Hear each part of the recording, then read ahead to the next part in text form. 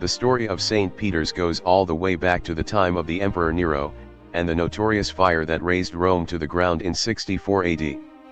Seeking a scapegoat for a devastating inferno he may well have started for his own ends, Nero hit upon the idea of blaming the eccentric and mistrusted new sect known as the Christians. He ushered in a wave of persecution, and hundreds of members of the new religion were tortured and crucified in the Circus of Caligula across the river to the northwest of Rome, an ancient racetrack where the entertainment more usually took the form of chariots speeding around an Egyptian obelisk at breakneck speed. Its location? The Vatican Hill. Amongst the executed was one of Christ's oldest companions, crucified upside down in the earth. This was a certain fisherman from Bethsaida by the name of Peter, whom Jesus himself anointed as the spiritual leader of the new faith. When the Emperor Constantine legalized Christianity in 313 AD, the Christians chose to build a site of worship on the site of Peter's martyrdom and tomb with the emperor's blessing. For over a millennium Constantine's great basilica stood as the epicenter of Christianity, but by the start of the 16th century the church was in a state of terminal decline, slowly sinking into the foundations of the ancient circus. The 7 most unmissable treasures of St. Peter's Basilica. St. Peter's Basilica was literally built on top St. Peter's grave, which can indeed be considered the rock or the cornerstone of the building. St. Peter was martyred during the reign of the Emperor Nero, around the year 67 or 68 AD, during the first persecution of the Christians. He was crucified upside down in the Circus of Nero, which was located in the exact same area where the Basilica and beautiful St. Peter's Square stand today. After his atrocious death, he was buried in a nearby cemetery. St. Peter's grave was originally extremely humble, and it was only in the 2nd century AD that Christians finally had the chance to build a little shrine over it to make it recognizable. Almost 300 years after Peter's death, the Emperor Constantine, after legalizing the Christian religion, had a proper church built on top of the apostle's grave. This ancient basilica was gradually demolished in 1506, when Pope Julius II ordered the construction of a newer and bigger church fit to honor the apostle. This is the magnificent church we can still admire today. Finding the exact location of St. Peter's grave is simple. From the outside, the position of the grave is marked by the shiny golden cross on top of the dome.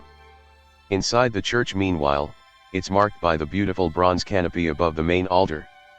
The altar itself sits right on top of a little chapel, underneath which lies the humble grave that is traditionally, although not unanimously, identified with St. Peter's burial.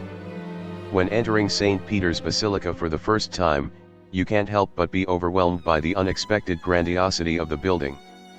But once you adjust to the vastness of this immense church, the first thing that catches your eye is a huge bronze canopy at the end of the nave. Designed by Gian Lorenzo Bernini, who is widely considered the master of the Italian Baroque, the canopy is meant to highlight the main altar, reserved only for the Pope himself. It was the famous Urban VIII from the Barberini family, whose coat of arms is carved at the base of each of the 4 columns of the structure, who hired Bernini for this ambitious project in 1624. With its beautiful spiraling columns decorated with vine leaves, the canopy has a very peculiar design meant to suggest the idea of movement and lightness, remarkable considering the size of the monument. In fact, it is more than 28 meters high. Beautiful statues of angels and little putti gently watch you from the top of the canopy, which is surmounted by a golden sphere with a cross. Located in the first chapel to the right of the entrance, the Pietà is Michelangelo's most touching work, representing the Virgin Mary gently holding the body of dead Jesus in her lap with great composure and tenderness. The work was commissioned by Cardinal Jean Billères de Lagroilles in 1498, for his tomb. In only 2 years, the 23-year-old Michelangelo was able to create a work that remains even today an unparalleled masterpiece. The sculptor interpreted this well-known subject in his very personal and original manner, in fact, going against the traditional iconography where the Virgin Mary was portrayed as a mature woman.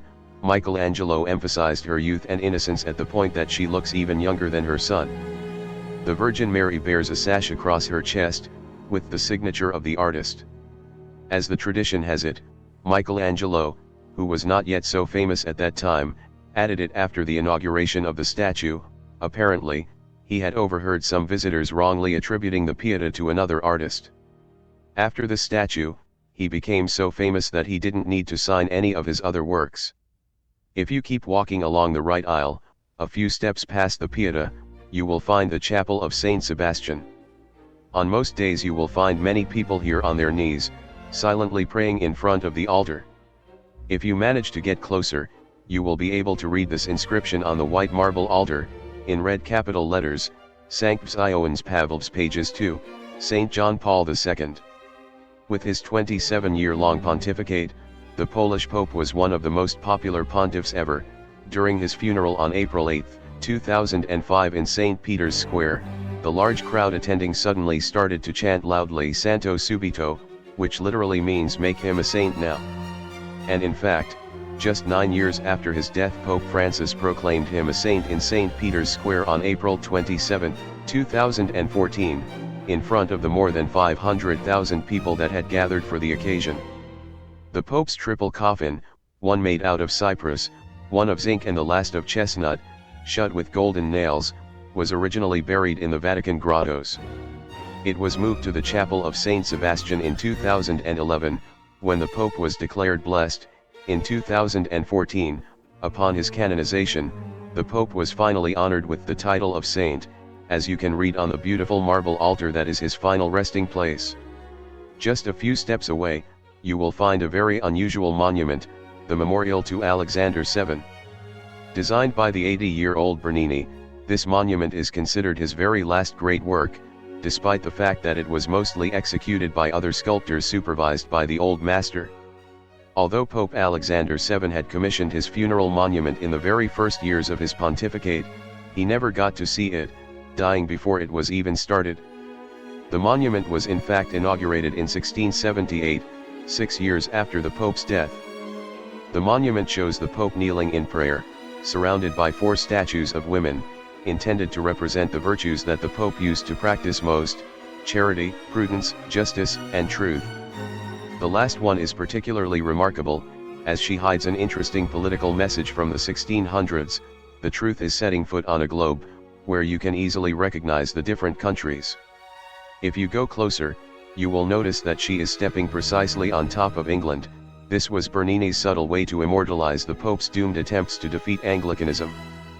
But the most surprising detail of the monument is the winged skeleton who makes its creepy appearance from below a heavy marble drapery.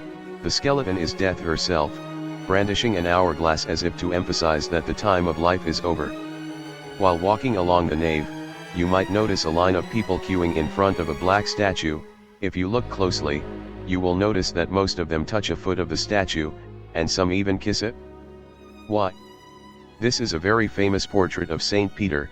The statue was long believed to date back to the 5th century AD, but is now almost unanimously attributed to Arnolfo di Cambio, a renowned Tuscan artist, who realized it towards the end of the 1200s. The statue is made out of bronze and represents the Prince of the Apostles, sitting on a marble chair. With his left hand he holds the keys of heaven, his typical attribute, whilst giving a blessing with his right.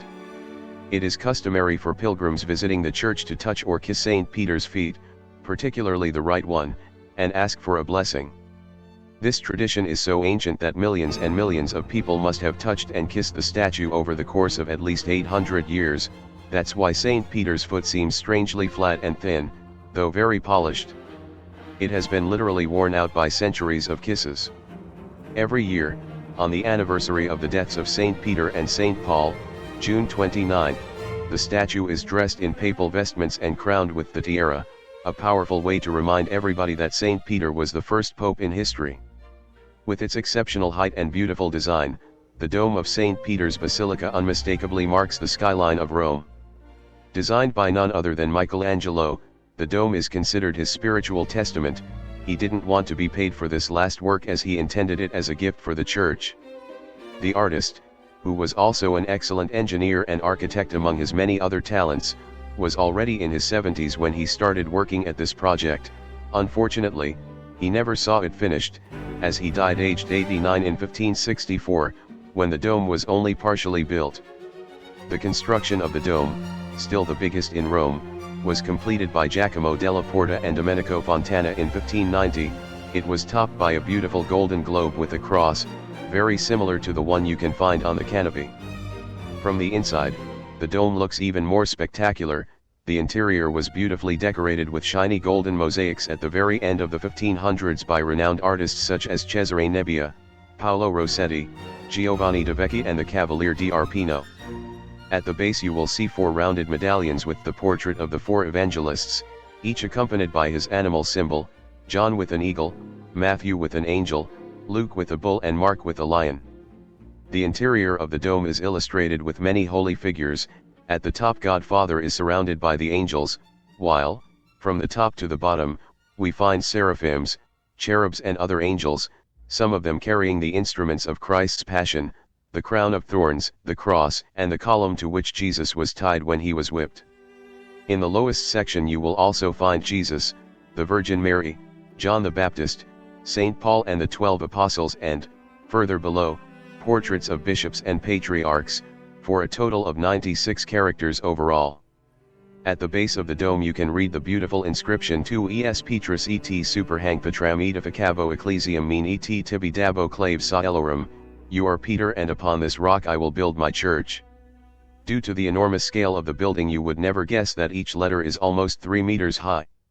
But you can see so for yourself if you are willing to climb the 551 steps that will take you first to the base of the dome, from where you'll be able to have an unparalleled view of the inside of the basilica, and finally to the very top, where you can enjoy a spectacular panorama of the Eternal City.